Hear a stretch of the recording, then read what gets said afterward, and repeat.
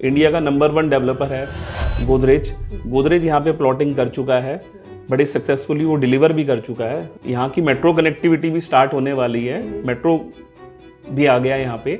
In fact UER2 भी बहुत ही जल्दी ऑपरेशनल होने वाला है इन्वेस्ट करने का, क्योंकि अगर हम देखें दिल्ली NCR में कहीं आज हम प्रॉपर्टी खरीद सकते हैं अफोर्डेबल रेट पे, वो सिर्फ यही बेल्ट बची है। दिल्ली का नरेला एरिया पड़ता है और जैसे कि दिल्ली गवर्नमेंट की प्लानिंग है कि जैसे द्वारका उन्होंने एक सब्सिडी बनाया है, वैसे ही दिल्ली गवर्नमेंट का प्लान है कि नरेला भी एक सब्सिडी बनाए। सबसे बड़ा इंपॉर्टेंट फैक्टर मैं कहूँगा KMP को, KMP की से कनेक्टिविटी से इस पूरे एरिया की कनेक्टिविटी, चाहे वो हरिद्वार हो, चाहे वो मेरठ हो, चाहे वो नोएडा हो, चाहे गाजियाबाद हो, चाहे इधर आप गुड़गांव देख लीजिए।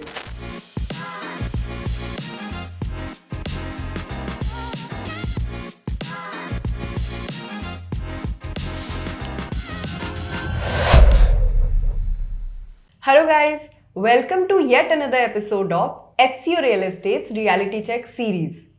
So guys, आज की इस वीडियो में हम बात करेंगे दिल्ली NCR के एक हिडन जेम की, जो कि है NH1 सोनीपत कुंडली बेल्ट। अब गाइज, अभी तक की इतनी सारी वीडियोस में हमने दिल्ली के बारे में, गुड़गांव एंड इवन नोएडा, जो कि बहुत फेमस लोकेलिटीज़ हैं दिल्ली NCR की, हमने बहुत थॉरोली बात की।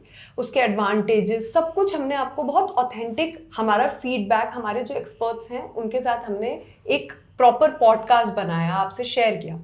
लेकिन गाइज, NH1 सोनीपत कुंडली बेल्ट अभी तक लोगों की नज़रों से छुपा हुआ है।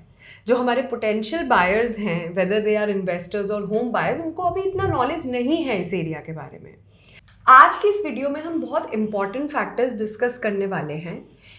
नॉर्थ दिल्ली और वेस्ट दिल्ली के जितने भी बिजनेसमैन हैं, उन्होंने अपने इंडस्ट्रीज जो हैं वो वहाँ उस एरिया में, जो कि है NH1 सोनीपत कुंडली बेल्ट, वहाँ पे शिफ्ट किए हैं।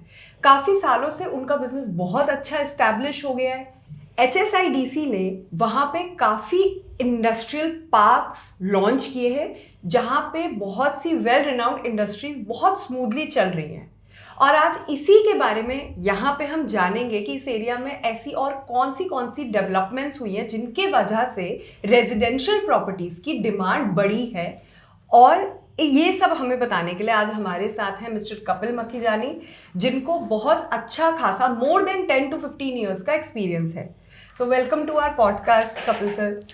Thank you Shreya, thank you मेरे को मेरा व्यू रखने के लिए इस पॉडकास्ट में। श्रेया, आपने बहुत वैलिड क्वेश्चन किया कि जैसे हम देखते हैं 2004 में कुंडली सोनीपत बेल्ट में बिल्डर्स ने एंटर किया, तो उस वक्त उन्होंने प्री लॉन्च में ज़मीन बेची यहाँ पे, और नॉर्थ दिल्ली और वेस्ट दिल्ली के काफ़ी इन्वेस्टर्स ने यहाँ पे पैसा इन्वेस्ट किया।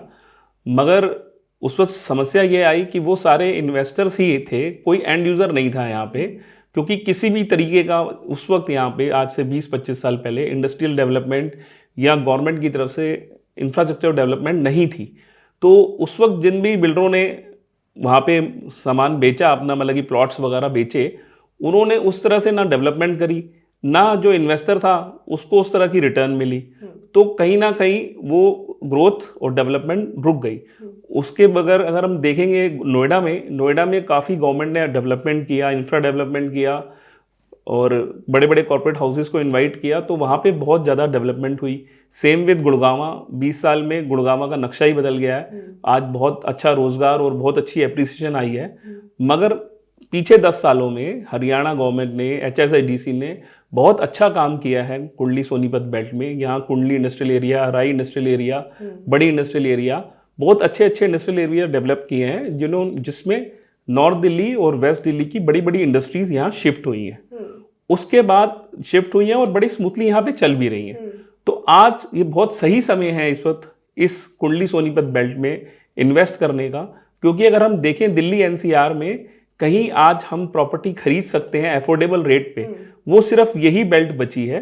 और इस बेल्ट का पोटेंशियल देख के पहले जो बिल्डर अच्छा काम नहीं कर पाए थे, आज A+ बिल्डर्स भी इस बेल्ट में आ गए हैं, जो जिनकी यहाँ पे पहले कमी थी। जैसे कि मैं नाम लूँगा, आज इंडिया का नंबर 1 डेवलपर है गोदरेज यहाँ पे प्लॉटिंग कर चुका है, बड़े सक्सेसफुली वो डिलीवर भी कर चुका है। वैसे हम एलडीको को लें, एलडीको काउंटी यहाँ की बेस्ट सोसाइटी है आज की तारीख में। उसी में मैं अगर नाम लेना चाहूँगा जिंदल का। जिंदल ग्रुप ने यहाँ पे बहुत बड़ा टाउनशिप डेवलप किया है और वो बहुत अच्छा काम कर रहे हैं। तो this is the right time, मैं कहूँगा अब यहाँ का कुंडली सोनीपत का टाइम आ गया है और यहाँ पे इस वक्त अच्छी डेवलपमेंट हो रही है और मैं तो राय दूंगा कि इस वक्त बेस्ट टाइम है यहाँ पे इन्वेस्ट करने का। थैंक यू सर, आपने बहुत वैल्यूएबल इन्फॉर्मेशन हमें दी है। एंड सर मैं एक चीज़ बोलना चाहती हूँ, लाइक मैंने एक बार ट्रैवल भी किया था इस एरिया में। सो मैंने यहाँ का AQI लेवल ऑब्जर्व किया, वो भी नवंबर के टाइम पे जब सबसे ज़्यादा ख़राब AQI लेवल होता है, because I live in Delhi and I know कि मतलब कुछ भी इवन आगे गाड़ी भी नहीं दिख रही होती, इतना ख़राब AQI लेवल होता है। बट यहाँ का AQI लेवल तो as compared to Delhi way way better है। तो और सर इसी के साथ मैं एक चीज़ और आपसे पूछना चाहती हूँ, लाइक इतना अच्छा आपने बताया यहाँ का जो एक स्ट्रैटेजिक प्लानिंग की है, यहाँ पे कौन से और ऐसे फैक्टर्स हैं जो कि यहाँ की प्रॉपर्टी मार्केट की जो डिमांड है वो जनरेट करने में कंट्रीब्यूट करेंगे एंड लोग मजबूर हो जाएंगे यहाँ पे इन्वेस्ट करने के लिए इस एरिया में? सबसे इम्पोर्टेंट फैक्टर जिसकी मैं बात करूँगा वो है, सबसे बड़ा important factor connectivity.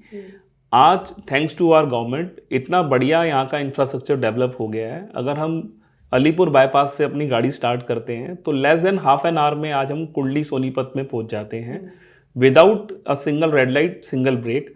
Where as आज हम कंपेयर करें इसको नोएडा से, तो आज दिल्ली, सेंट्रल दिल्ली से नोएडा पहुँचने में 2-2 घंटे लग जाते हैं। सेम विद गुड़गांव पहुँचने में तो उससे भी ज़्यादा समस्या फील होती है।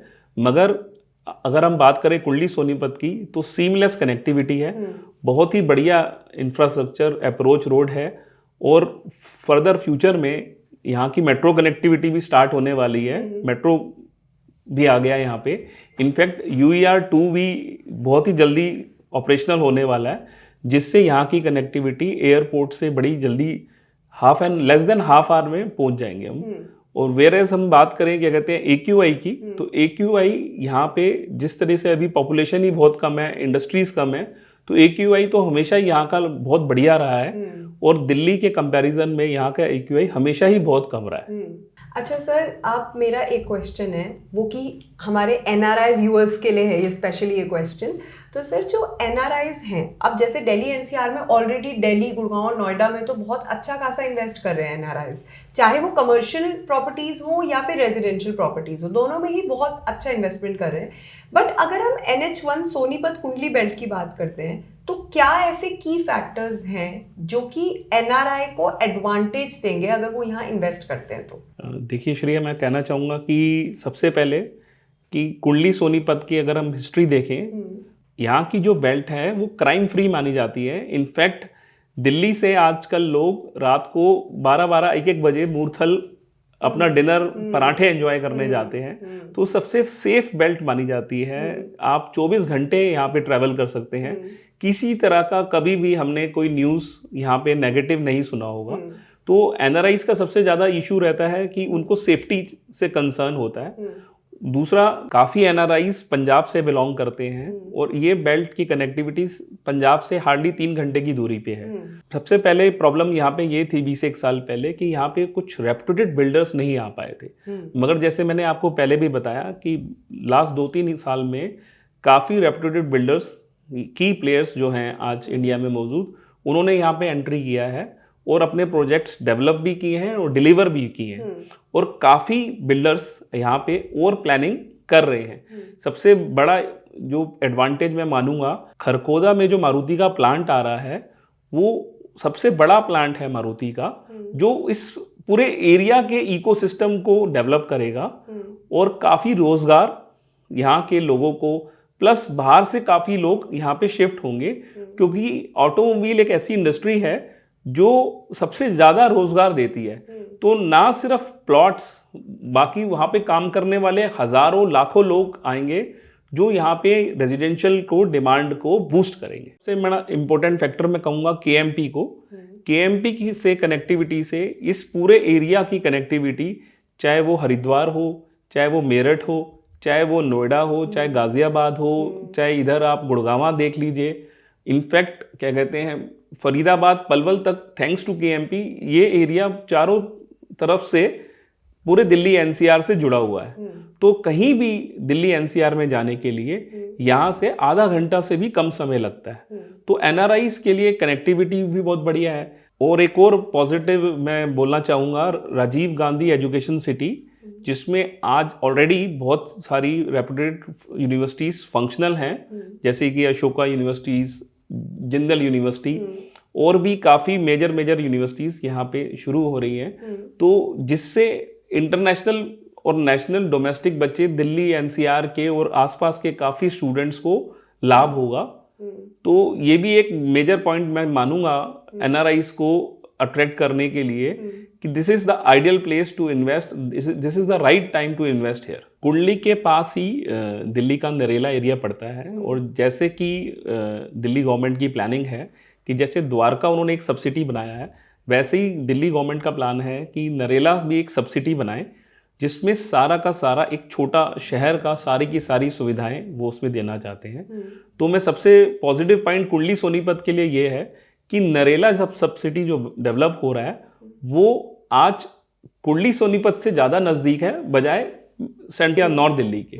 तो ये एक और मेजर पॉइंट मैं कहूँगा एनआरआईज के लिए कि ये फोर्स करेगा एनआरआई क्लाइंट्स को यहाँ पे अपनी इन्वेस्टमेंट लगाने के लिए। सर एक क्वेश्चन है, जैसे अगर हम अप्रिसिएशन, आपने इतना अच्छा बताया कि ये सारी डेवलपमेंट्स यहाँ पे हुई हैं जो कि आई एम श्योर कि एनआरआईज और जो लोकल्स हैं सबको ही कंपेल करेगा वहाँ पे इन्वेस्ट करने के लिए। तो सर अब इसी से जुड़ा हुआ एक क्वेश्चन है, जैसे अराउंड 20-25 ईयर्स अगो यहाँ पे बहुत अच्छा खासा बूम आया था और लोगों ने यहाँ पे इन्वेस्ट किया था, बट यहाँ पे उनको जितना उन्होंने उम्मीद की थी उतना अप्रिसिएशन नहीं मिला। अब दोबारा से वही फेज दोबारा लौट रहा है, लोग तेजी से इस एरिया की तरफ जा रहे हैं, इन्वेस्ट कर रहे हैं। तो सर ऐसा तो नहीं होगा कि यही चीज़ दोबारा उनको सफ़र करनी पड़ेगी, इसी ट्रैप में वो दोबारा फंस जाएंगे? नहीं श्रेया, मैं आपको इस बात में करेक्ट करूंगा। Thanks to government policies, thanks to RERA, thanks to Haryana RERA, आज की तारीख में गवर्नमेंट पॉलिसीज खास तौर पे डेवलपर्स को लेके इतनी स्ट्रिक्ट हैं कि सारे अप्रूवल्स, सारे ड्यू डिलिजेंस करने के बाद ही बिल्डर्स को अप्रूवल मिलता है। तो जो 20 साल पहले गलतियां हुई थी यहाँ के डेवलपर से, अब वैसी गलती दोबारा होने का कोई चांस नहीं है। अगर हम 5 साल में देखें, 5 साल में यहाँ की लैंड 4-5 गुना हो गई है। आप बात कर रहे हैं इन्वेस्टमेंट की, रिटर्न की, तो यहाँ पे लोगों का ध्यान नहीं गया, मगर जो रिटर्न यहाँ पे मिली है वो पूरे दिल्ली एनसीआर एरिया में नहीं मिली। 2004 में मैं एग्जाम्पल देना चाहूँगा, अंसल ने 3804,000 रुपये गज में यहाँ पे ज़मीन बेचना शुरू की थी। आज 20 साल बाद अगर हम यहाँ पे देखें तो अंसल में ज़मीन 1 लाख रुपए से ऊपर बिकती है। लगभग 10-12 साल पहले यहाँ पे एल्डिको काउंटी सोनीपत डेवलप हुआ था, तब उन्होंने 15-16 हज़ार रुपये में अपने प्लॉट्स की बुकिंग करना शुरू करी थी। आज एल्डिको काउंटी 1.5 लाख रुपए गज पे हमें मिलता है। एल्डिको काउंटी आज की तारीख में 80% बसा हुआ टाउनशिप है, जिसमें मेजरली एक्स IAS IPS, बहुत सारे एनआरआईज, बहुत सारे बिजनेसमैन, इनफैक्ट मूर्थल में जितने भी मशहूर ये रेस्टोरेंट्स और ढाबे वाले हैं उनके ओनर्स वहाँ एल्डिको काउंटी में रहते हैं। तो बहुत ही सेफ, बहुत ही बढ़िया रिटर्न मिली है।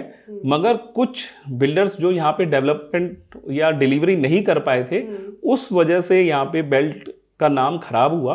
मगर गोदरेज के आने से, जिंदल के आने से, एल्डिको की टाउनशिप डिलीवर होने से वो विश्वास यहाँ पे लौटा है क्लाइंट्स का और बहुत अच्छा डेवलपमेंट किया है लोगों ने। इनफैक्ट गोदरेज ने तो 2 साल का वादा किया था यहाँ पे डेवलपमेंट में प्लॉट डिलीवर करने का, मगर उन्होंने 1 साल के अंदर डिलीवर कर दिया है। वहाँ पे अगर आप जाएं गोदरेज सोनीपत में तो वो ऑलरेडी बिल्डर्स के फ्लोर्स और प्लॉट्स लोगों ने बनाना शुरू कर दिए हैं।